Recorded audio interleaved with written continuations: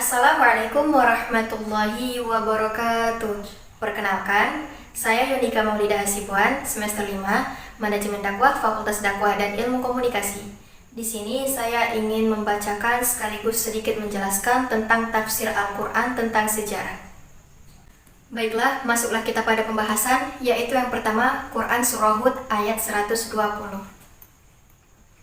A'udzu billahi minasy syaithanir rajim. Bismillahirrahmanirrahim. Wa kullan naqussu 'alaika min anba'ir rusuli ma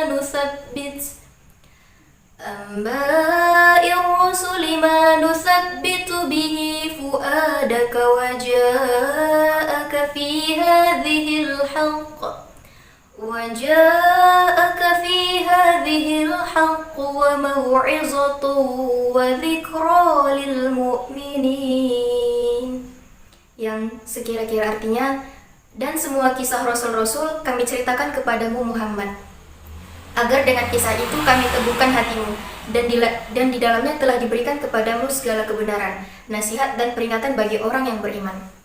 Maksud tafsir ayat ini berdasarkan tafsir Al-Muyassar atau Kementerian Agama Saudi Arabia, yaitu kami mengisahkan kepadamu wahai Nabi dari berita-berita para Rasul yang hidup sebelum masamu, semua apa yang kamu butuhkan yang dapat meneguhkan hatimu untuk mengemban tugas-tugas menyampaikan risalah. Dan sesungguhnya telah datang kepadamu dalam surat ini dan dalam berita-berita yang dikandungnya suatu penjelasan tentang kebenaran yang kamu pegangi. Dan telah datang padamu nasihat di dalamnya yang akan membuat kaum kafir menghentikan perbuatan mereka dan menjadi peringatan bagi orang-orang yang beriman kepada Allah dan Rasul-Nya. Yang B, berdasarkan tafsir Al-Mukhtasar atau Markas Tahfiz Riyadh di bawah pengawasan Syekh Dr. Sholih bin Abdullah bin Humaid atau Imam Masjidil Haram. Semua kabar yang kami ceritakan kepadamu wahai Rasul tentang Rasul-Rasul sebelummu kami maksudkan untuk meneguhkan dan menguatkan hatimu dalam memegang teguh kebenaran. Di dalam surah ini telah datang kepadamu kebenaran yang tidak diragukan sama sekali, dan di dalam surah ini telah datang kepadamu nasihat bagi orang-orang kafir dan peringatan bagi orang-orang mukmin yang bisa mendapatkan manfaat dari peringatan tersebut. Yang selanjutnya yaitu Quran Surah Al-Ahzab ayat 38 sampai 39. A'udzu billahi minasy syaithanir rajim. Bismillahirrahmanirrahim. Ma kana 'alan nabiyyi min harajin fima faradallahu lahu sunnatullahi fil ladzina khalaw min qabl wa kana amrullahi qadaran maqdura. Alladzina yuballighuna risalatillahi wa yaghshawnahu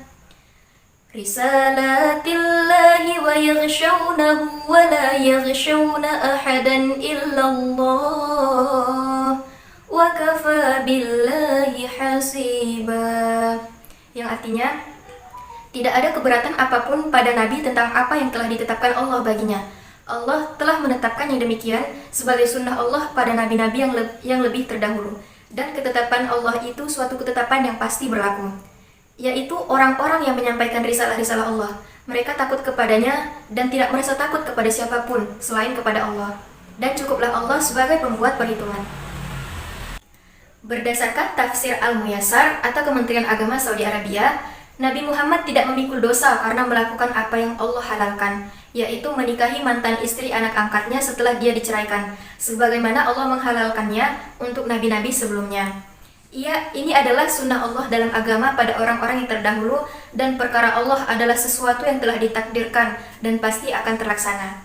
Berdasarkan tafsir Al-Mukhtasar atau Markas Tahfiz Riyadh di bawah pengawasan Syekh Dr. Sholih bin Abdullah bin Humaid, yaitu Imam Masjidil Haram.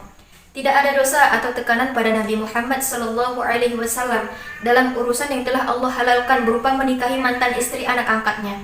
Dan dalam hal ini dia mengikuti sunnah para nabi sebelumnya. Dan dia bukanlah yang pertama kali melakukannya di antara para rasul. dan apa yang telah Allah tentukan berupa pelaksanaan pernikahan ini dan pembatalan pengangkatan anak, di mana Nabi tidak mempunyai pendapat dan pilihan lain dalam hal ini, adalah sebuah ketentuan yang harus dilaksanakan, tidak mungkin untuk ditolak.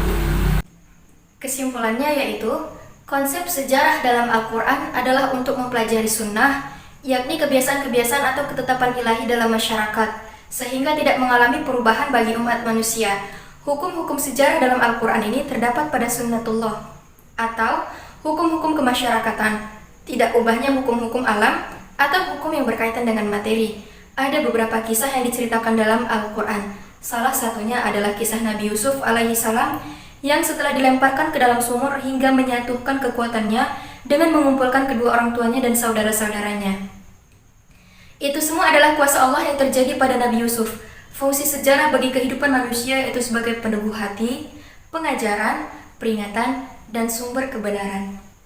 Mungkin sekian penjelasan dan pemaparan makalah dari saya. Apabila terdapat kesalahan kata, kekhilafan, dan kesalahan dalam tingkah laku saya mohon maaf, dan kepada Allah saya mohon ampun.